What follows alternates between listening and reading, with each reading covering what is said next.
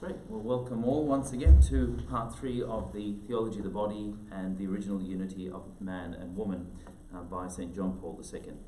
In the name of the Father, and of the Son, and of the Holy Spirit. Amen. Heavenly Father, we thank you for bringing us here today to once again ponder on the mystery of creation in the early chapters of the book of Genesis. Grant us your light, grant us the gift of your Spirit. Help us to have open hearts and make our minds fertile to see and enter into this great mystery, which is ultimately the mystery in which we share. Holy Mary, our hope and seat of wisdom, pray for us. And Saint Teresa of Calcutta, pray for us. In the name of the Father, and of the Son, and of the Holy Spirit. Amen. Great. So, just a little word before we continue from last week, just to help understand the theology of the body, and in fact a whole lot of the writings of St. John Paul II, because he studied phenomenology. Phenomenology is a style of philosophy that studies something as a phenomenon. How does the phenomenon present itself? So how do you experience it? And it was devised or originally developed by Edmund Husserl. And anyway, so John Paul II, also having studied Thomism and Aristotle and so forth, he brought his phenomenology to his other, to the way in which he studied philosophy. So he would start off things and studying them as phenomena, but then ends up where St. Thomas began. St. Thomas never bothered about trying to bridge some kind of a gap between the observer and the person who is actually observing, or the object that is being observed. He just assumed what we are seeing is in fact a genuine contact with the objective world. Whereas after Descartes and Kant and Leibniz and a whole lot of those modern philosophers, that bridge was actually not reliable anymore. It actually was reliable. They didn't think it was reliable. So St. John Paul II starts off from his experiences, how these things express themselves as phenomena, and then goes deeper to the being that is behind them or beneath them. Because he does that, could I ask someone just to move their camera a little bit so I can just see everybody? Yeah, that's great. Fantastic. Thank you. So when he actually does his phenomenology, his writing, it seems sometimes like he's going round in circles.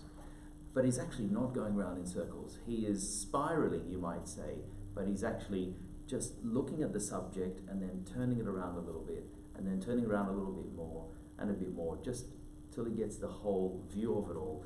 And so anyway, so that's how his methodology operates, and that's why I wanted to say that, so that it seems like sometimes we're just going over same ground, but it's actually not. It's subtly different, and I'll do my best to bring out the subtlety. So we continue then. I don't think we got to cover last week as creation as a fundamental and original gift. And as I keep reading, there's more gifts, there's more originals than just the four, original solitude, original unity, original nakedness, original sin. There's the original gift and the original innocence that we'll also come across. We'll cover the original gift today. So he goes on to say, according to this passage, again Genesis 2:25, the man and the woman saw themselves, as it were, through the mystery of creation. What he means by this is that they actually looked upon themselves. They had a particular knowledge, an interior knowledge of who they were, as God had intended creation to be. This is pre-sin. And that's very difficult for us to understand, because all our experience of creation is post-sin. So it's always through another lens. And so it's in fact an extraordinary state that they were in, but also what the writers or the authors of the book of Genesis in fact tried to discuss and to capture, and did capture, is actually this original insight into the mystery of creation, and they could see themselves in a particular way in which we are in fact unable to see ourselves, except, you might say, through in a limited kind of way, as we will come to see with the whole thing of being naked and without shame. We started to talk about that last week, but there's still more to come.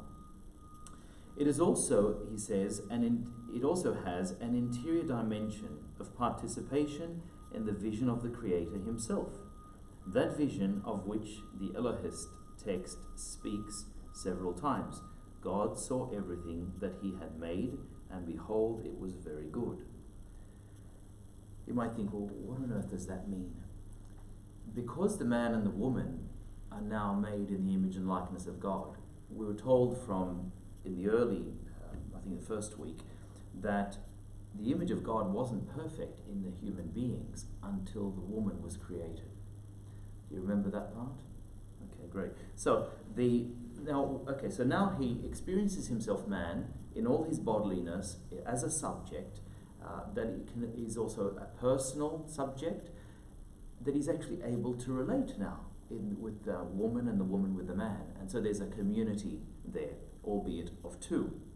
Insofar as he's able now to experience himself in this relational dimension and actually a personhood, a relationality, he is now experiencing a human being made in the image and likeness of God. Insofar as he experiences this image of God, he's also experiencing something of God. And that's what allows him to have a kind of we call this by analogy, because the way God sees the world is fundamentally different to how the first human beings saw the world, even before any sin ever came into the world. Their view is always a subject as creature, and that's how it's supposed to be. God saw it in its complete and utter ins and outs, and so that there could be no more perfect a vision than what he had. But insofar as they're experiencing this creation as images of God, they're also sharing, John Paul II saying, in something of this vision of how God also saw the created world. So they're participating in that vision that God actually sees. And we also do as well, but we do it because now there's a tarnish of sin. Our vision is lessened even more. So they had an even more privileged state. Nakedness, he goes on to say, signifies the original good of God's vision. The original good of God's vision. The situation that is indicated is in such a concise and at the same time inspiring way by the original revelation of the body, as seen especially by Genesis 2:25, does not know an interior rupture and opposition between what is spiritual and what is sensible.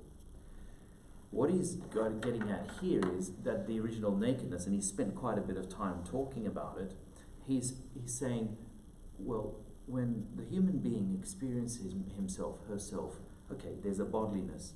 They see at the same time there's an external world that's accessible to our senses. But man is also, and we are the same, because we are human beings, is also immediately aware of an internal dimension. In fact, we can't be human without having both those dimensions. But then, as John Paul is referring to the shame that is often an experience of nakedness in our own sense, our own world, after sin, that did not exist. So he's saying, so he's trying to work out then, what is it that was there before the shame came in? And he's saying that the shame, there was no rupture, that the human beings, Adam and Eve, could look upon themselves and go from the interior world to the external world and back in without any sense of awkwardness, any sense of strangeness, and the sacred writer calls it no shame. There was nothing wrong about seeing each other as naked, whereas now we need fig leaves. We'll call them clothes, but we still need fig leaves. And why? Because there is a shamefulness there. there is a sense in which, hang on, there's something not right here, particularly members of the opposite sex. And in fact, whenever modesty isn't observed, we see that there's something jarring. You know, we think people can be so coarse that they don't acknowledge that there's a sensitivity here. On the other hand, there are those who think that modesty is simply prudishness, but it's not. Modesty is simply a recognition that something has been jarred in the relationship between man and woman, but also in the relationship between our own interior world and the way we look upon each other in the senses. And this did not exist in the beginning. So there's this purity of vision, this purity of the way in which the sexes looked upon each other in the way that God had intended them to look upon each other.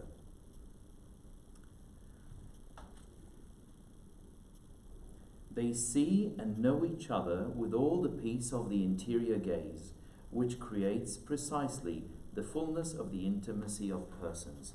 So although they are actually two persons now, because they're whole in themselves, both of them, they realize that the original unity that existed in the one man is now in two, but you're there and I need to reach that through reaching out to you in your solitude, and then you help me overcome mine. And there's no awkwardness in doing anything of that sort.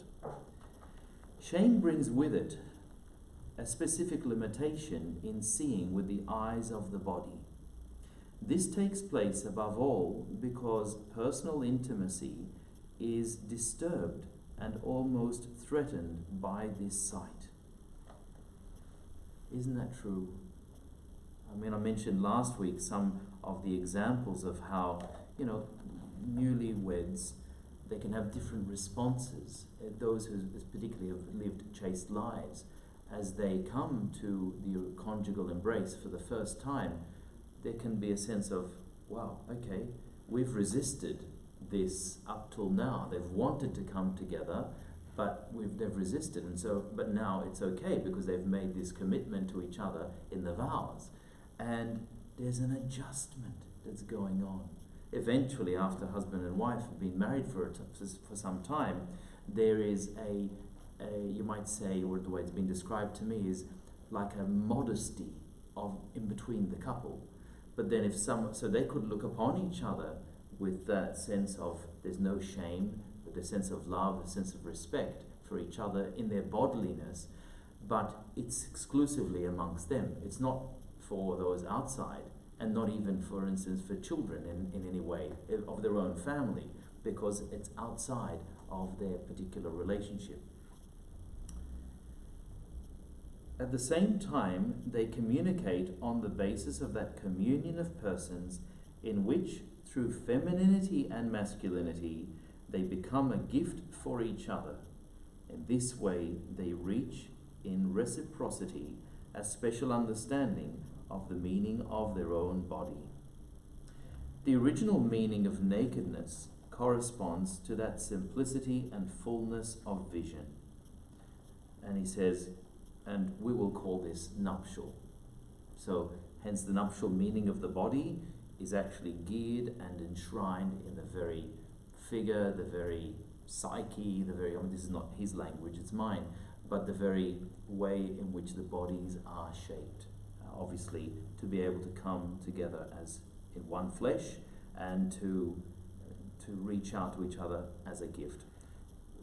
You can see where he's going, we're about to look at it, the idea of what he means by gift.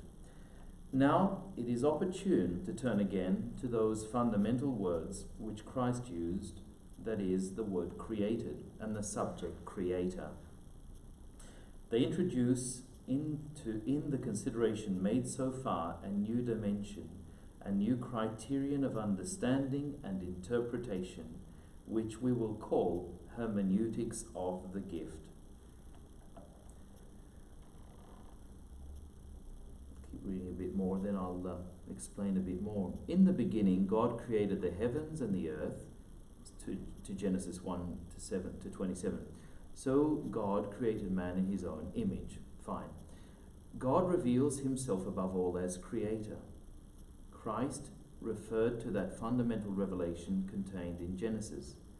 It is in it the concept of creation has all its depths, not only metaphysical, but also fully theological.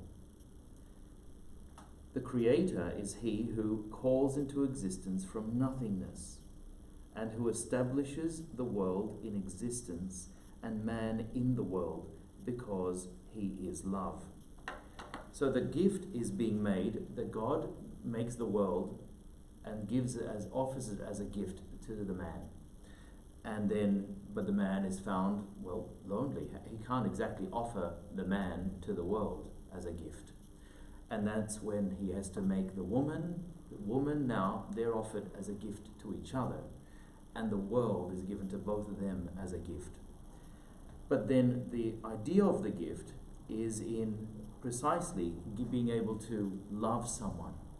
And in that love, we imitate or exercise the image of God within us.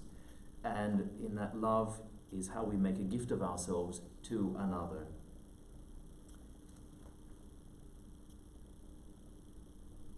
So God calls to existence from nothing, and who establishes the world in existence and man in the world. Good.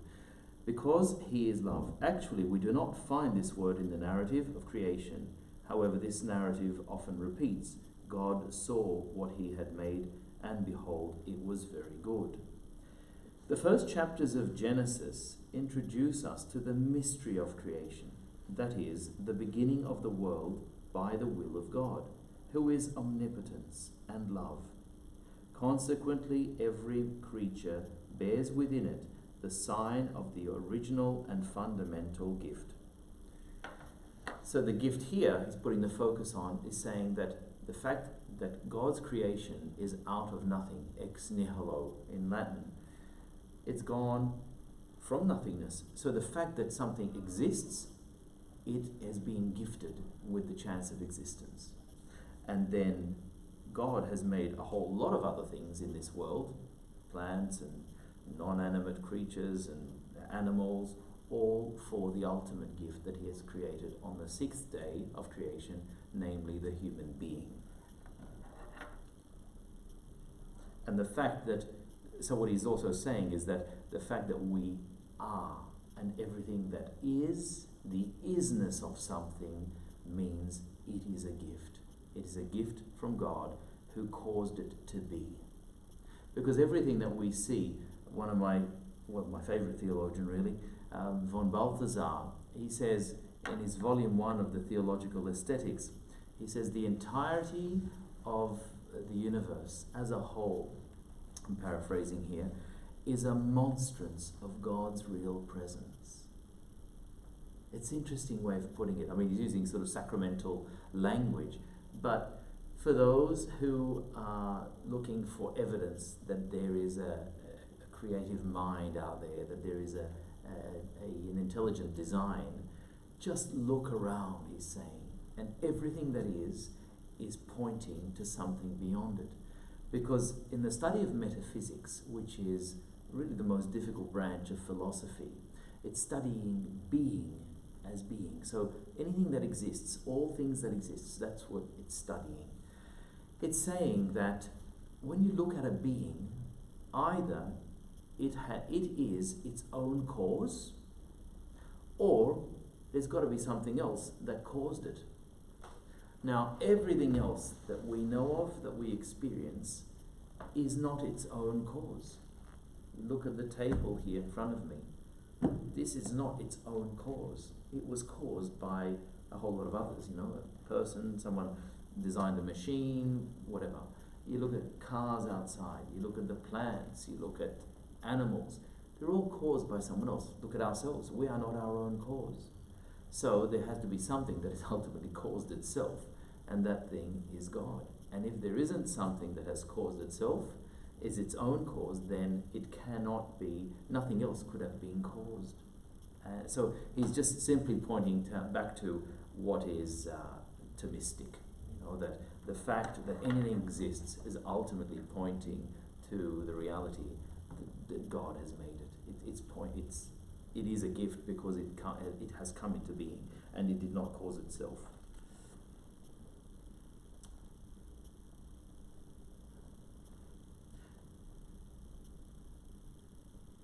The giving, in the narrative of the creation of the visible world, the giving has a meaning only with regard to man. Okay, creation is a gift because man appears in it. As the image of God, man is capable of understanding the meaning of gift in the call from nothingness to existence. Okay, man appears in creation as the one who received the world as a gift, and it can also be said that the world received man as a gift. So, moving on to, and that concludes that particular Wednesday audience. The next one is titled now The Nuptial Meaning of the Body. So he wants to pick up the imagery now he's used in this previous catechesis. The second narrative, so he talks about two narratives in the garden of, in the book of Genesis. Though man was in this situation of original happiness, the Creator himself, God Yahweh, and then also man, pointed out that man was alone. Instead of stressing the aspect of the world as a subjectively beatifying gift created for man, again, he's saying that there's a recognition that the world, although there's no sin at all, the man's in perfect harmony with God, he is alone. So it's so much beauty around, so much goodness. It's still, when he's saying beatifying gift, he's saying the blessedness that the man needs in order for his own fulfillment. He can't find it. It's not there. And that's why then he needs to have the creation of the other half. The first man said the same, before I go on, that notice it's God who notices that the man is alone. God notices the man is alone, but also we get a hint about the man recognizing, because he's naming them all the animals, and God brings them to the man to see what name he will give them. But we're told that no suitable helpmate was found for the man. So the man had realized, okay, I've named all the animals now. None of them actually register on my radar, And then God, as if having a conversation with himself, says, it is not good that the man should be alone. Let us make him a helpmate.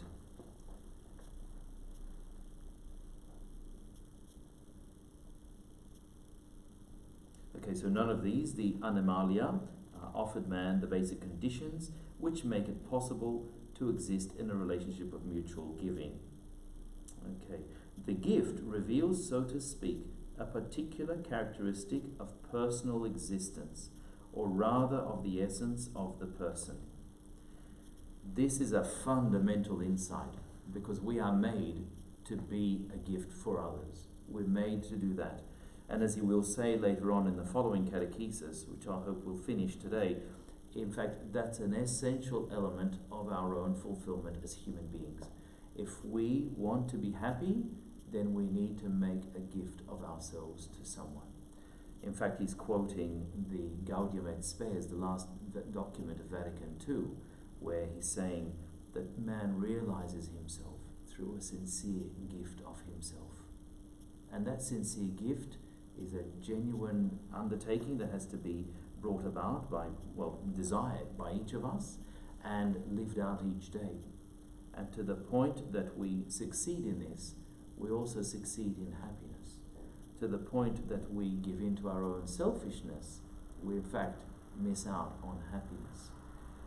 Someone was telling me recently that they were being given a bit of advice. I don't know whether they heard a homily or what it was, but they were saying next time you're feeling down and empty and so forth, the advice was go and to a nursing home and spend a few hours and take some flowers with you and just cheer up some people and go home again and your life will be different. And why? Because in going out to others who are often more underprivileged and in a more difficult stage in life, and making them happy, you actually become happy because you've made a gift of yourself to them. And it's so true, that generosity of spirit. He realizes it only by existing with someone, and even more deeply and completely by existing for someone. Those of you who are in love will realize and know that there is a deep joy in being in love. And not necessarily that everybody is called to be married. I'm not married, but I am in love. He's in love with Christ, but also there's deep friendships in my own life. This is essential in order for the living out of this gift that John Paul is talking about. We cannot actually do it by ourselves. We also need others. I mean, we may be trying to give or make a gift of ourselves to someone in sincerity, in friendship, but that someone also has to help sometimes draw us out of ourselves, out of our own selfishness, but also just simply to reach out to us. Because it's not just the man who reaches out to the woman has to reach out to the man.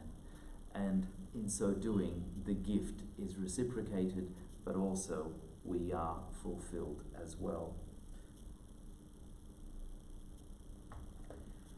The communion of persons means existing in a mutual for, in a relationship of mutual gift. This relationship is precisely the fulfillment of man's original solitude. In its origin, this fulfillment is beatifying. So it's blessedizing, beatifying. So it makes you blessed. It fulfills the daimon, the original Greek thing. Just makes you happy, basically, is how we would say. It is certainly implicit in man's original happiness and constitutes that happiness which belongs to the mystery of creation effected by love, which belongs to the essence of creative giving. So you see where it's going now. I mean, he's established the nuptial meaning of the body. There's this gift that it points to making a gift of oneself. In giving the gift, we discover who we are. We also reach a blessedness. But this gift cannot be given willy-nilly. It's given in love. It's a sincere gift of ourselves. So, and if it's not a sincere gift of self, then it is not actually love. He actually defines love in his letter to families, John Paul II, in 1994, by a sincere gift of ourselves, which is actually a nice little pithy expression for love.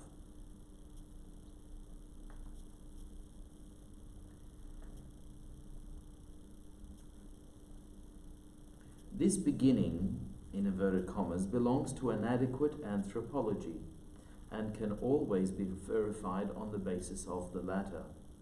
This purely anthropological verification brings us at the same time to the subject of the person and to the subject of the body sex. So the human person is a person because they're relational. But also, at the same time, it's a body, a human body, and body inseparably caught up with it is sex. And in fact, sex comes from a Latin word, I may have mentioned this before, sexus, which means divided. So it's the sexes, they are divided, but that's an integral, intrinsic part of a human body. You cannot have a human body unless you also have sex as part of that, one or the other.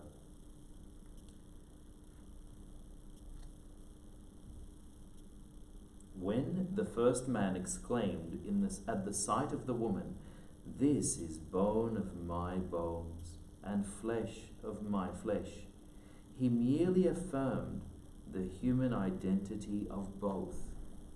Exclaiming in this way, he seems to say that there is a body that expresses the person. And then he traverses from this place to, the gift, the actual reaching of the gift. And so by traversing the depth of that original solitude, man now emerged in the dimension of the mutual gift. The expression of that gift, and for that reason, the expression of his existence as a person is the human body in all its original truth of its masculinity and femininity. So there's no such fullness of meaning of the human body with just man or woman. It's both man and masculine and feminine.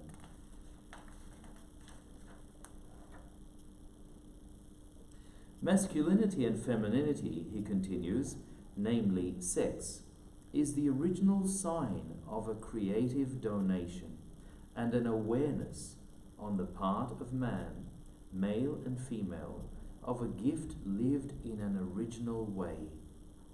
Such is the meaning with which sex enters the theology of the body. So it's interesting how, for our culture, sex is just kind of like a physiological need, just like you go to the toilet or something like that, or you need to eat or you need to sleep. For John Paul, it's actually a theological reality because of the nuptial meaning of the body, because this is essential to who we are as human beings, and in giving ourselves in love, in sincerity to another. If we speak of revelation, so he calls this gift, this is a revelation, this is a discovery.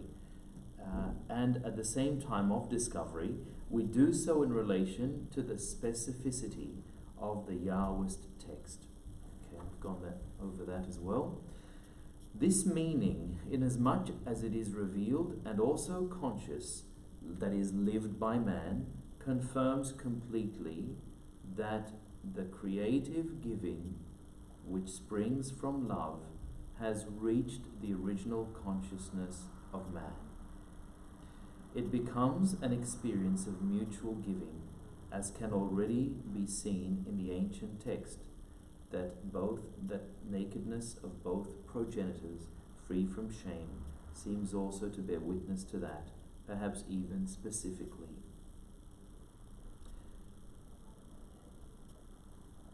In Genesis 2:24, he speaks of the finality of man's masculinity and femininity in the life of the spouse's parents, uniting with each other so closely as to become one flesh.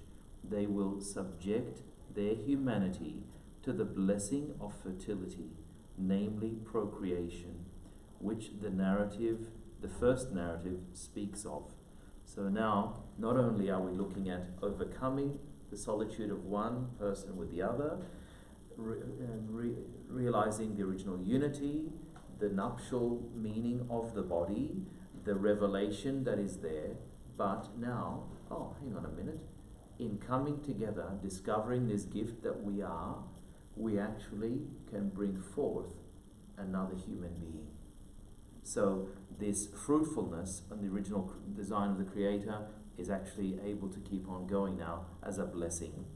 And it's already there in the first, in the first chapter of the book of Genesis, before fruitful and multiply, but we don't have all this extra theological basis that John Paul is coming up with. Aware of the procreative capacity then of his body and of his sexuality, man is at the same time free from the constraint of his own body and sex.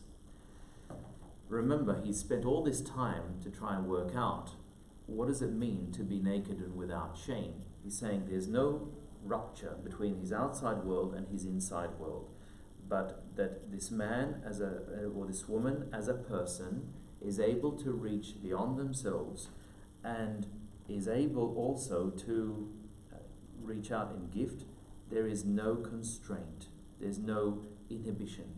Whereas in our own experience, the reality is there is often a constraint.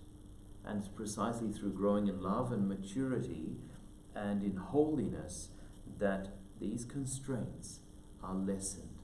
But I don't think they're ever fully lessened or taken away until we enter into heaven. That original innocence, the original nakedness that was there, has not been restored through redemption. It will be restored through the redemption when we get our glorified bodies. But until our bodies are glorified, it's not going to happen. So in the meantime, we'll always need, we will never get to the stage of not needing fig leaves, not needing clothes. We will never be at the point of where they were in the garden. We'll be raised to a higher form of life, yes, in the glorified body, but we will, in this life, we will always experience that constraint. And so we'll have to live with that. But the love that spouses exercise for each other, in a particular way spouses, actually helps them to be let more and more free from this constraint. The concept of instinct, then he goes on. So he wants to look at now basically the sex drive. Is this an instinct, or is this something actually more profound than that? That original nakedness, mutual and at the same time not weighed down by shame, expresses this interior freedom of man. Great, we've established that. And is this what freedom from the sexual instinct is? The concept of instinct already implies an interior constraint, similar to the instinct that stimulates fertility and procreation of the whole world of living beings. But then he quickly knocks this on the head and says, it seems, however, that both texts of Genesis, the first and the second narrative of the creation of man, connected sufficiently the perspective of procreation with the fundamental characteristic of human existence in the personal sense. Consequently, the analogy of the human body and of sex in relation to the world of animals, which we can call an analogy of nature, is also raised in a way in both narratives to the level of the image of God and to the level of the person and communion between persons, which means then that he's saying it's much more than instinct. Even though we may experience it at some stage in instinctual forms, it's also, and I've seen this in people, that their sexual drive is maybe in their younger years has been expressed and experienced in a sense of instinct, but as they've become older, they've become more whole, they actually feel it as a longing for their spouse.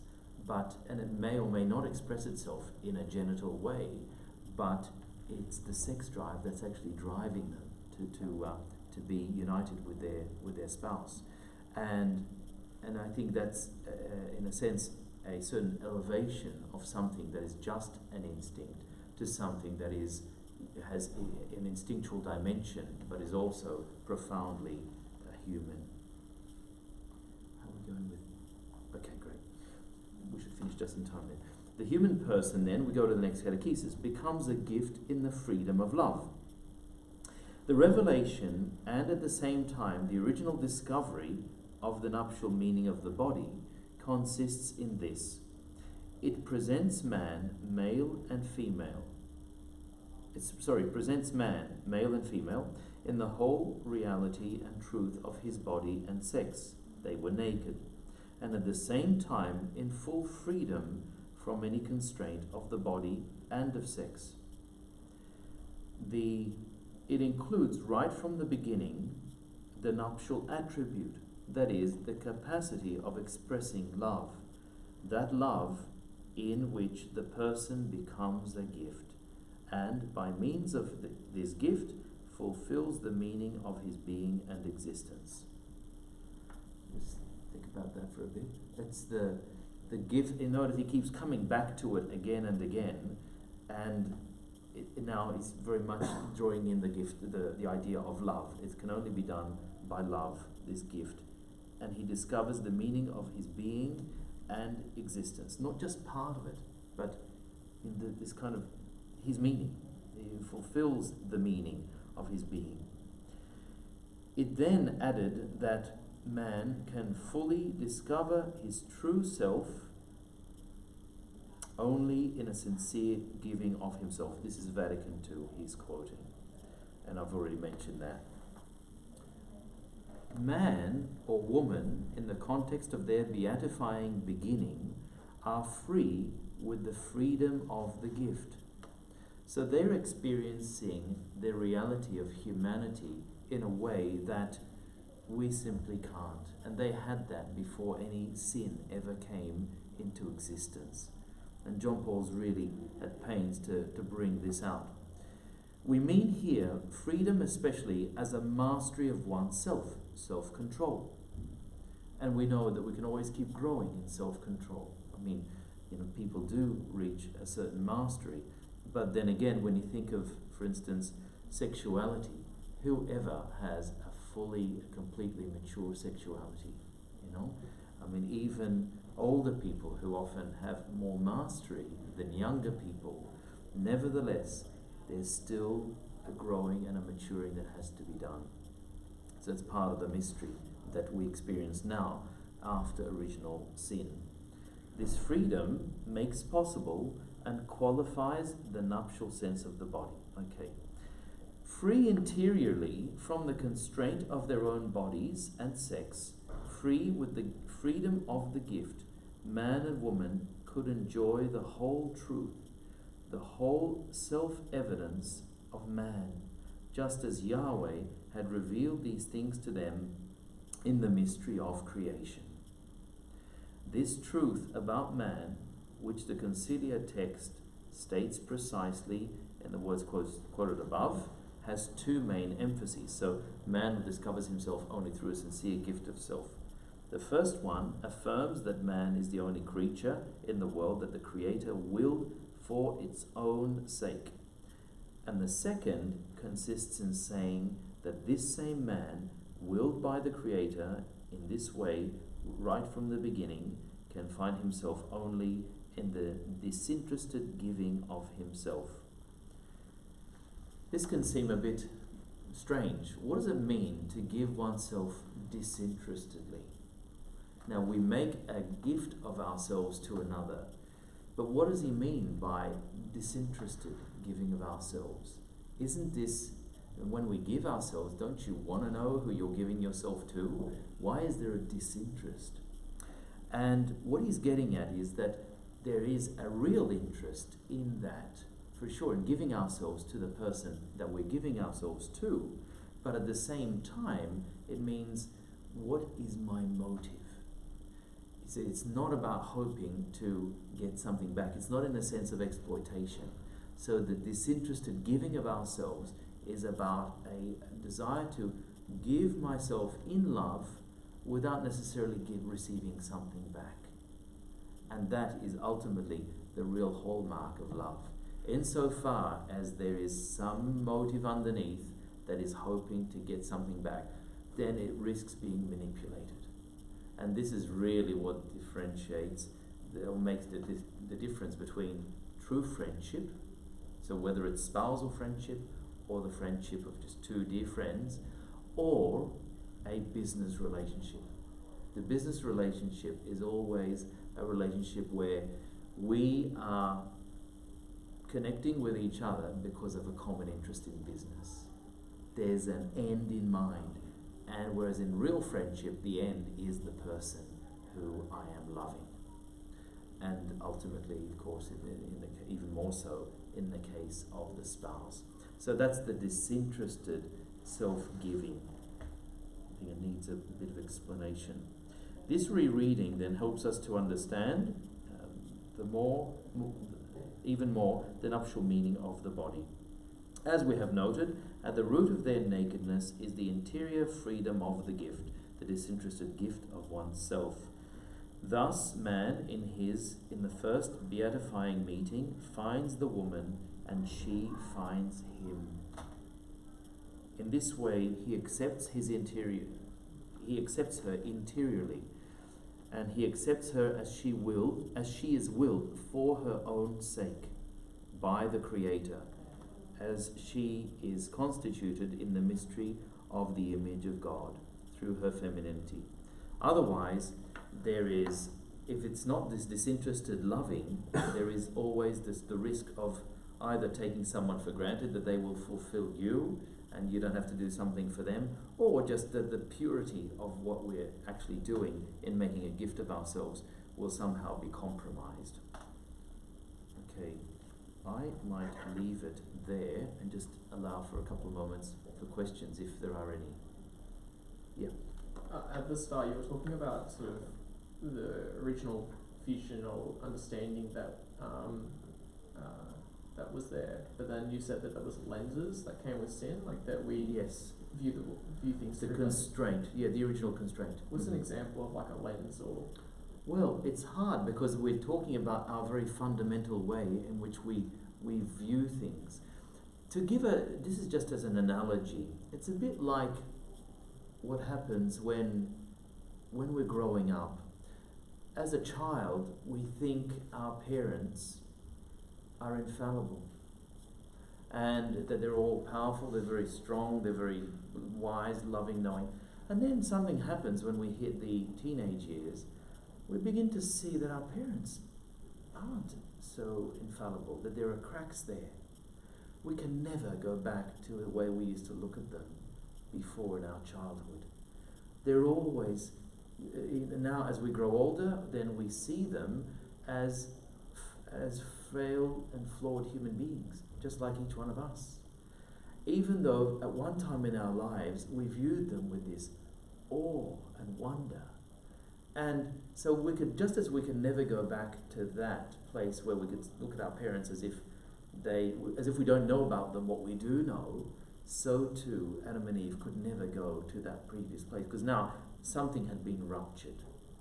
That's just as an analogy, but yeah, that purity of vision, the consequences of original sin. I mean, between them and the Creator, between each other, the integrity. So the soul no longer had complete control over the body. And the disturbance in the created world. All these four areas brought about something irrevocable, and so they just. That's why it must have been such an enormous shock as they came to realize after the sin, and their eyes were opened. They were open to something they were really never meant to see, and now they had to live with that. I don't know if that helps to make, but it's going past the point of no return. You actually don't know what's on the other side, but you decide to go through it, and then you can't come back. It's one more question if there is, and then we'll wrap up. Okay? Wonderful. Glory be to the Father, and to the Son, and to the Holy Spirit. As it was in the beginning, is now, and ever shall be, world without end. Thank you all for coming. We'll see you next week.